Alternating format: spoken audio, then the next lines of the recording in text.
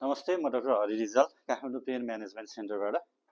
आज हाम्रोसँग एकजना भाइ हुनुहुन्छ, एकदम यङ भाइ, 25 वर्षको भाइ हुनुहुन्छ। उहाँको चाहिँ माथिल्लो ढाड, यो काँध र माथिल्लो ढाड चाहिँ अब धेरै पहिलादेखि, 25 वर्षको भयो भने धेरै पहिलादेखि नै उहाँलाई चाहिँ दुख्दै आएको, एकदम गाह्रो बनायो। औषधि पनि उहाँले धेरै खाइसक्नु भएको रहेछ, यसको लागि चाहिँ धेरै विभिन्न ठाउँमा पनि देखाइसक्नु भएको रहेछ। प्रोफेसनको हिसाबले चाहिँ उहाँ कम्प्युटर इन्जिनियर रहेछ, सायद उहाँको प्रोफेसनल रिलेटेड कुराले गर्दाखेरि पनि अब यो मसल्सहरूमा स्ट्रेन भएर दबाव, कन्टिन्युस दबाव भएर यो चाहिँ एकदम थिन भएर कमजोर भएर र यसमा चाहिँ ट्रिगर पोइन्टहरू डेभलप भएको होला।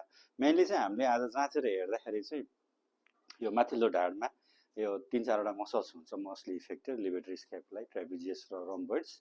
भाइको चाहिँ ट्राइपिजियस र रोम्बोइड्स चाहिँ धेरै इफेक्टेड छ। त्यो एरियामा चाहिँ धेरै पेन कम्प्लेन गरिराख्नु भएको छ। साथसाथै पेन अब माइग्रेटिङ टाइपको यताउति सरेर दुख्ने खाले छ।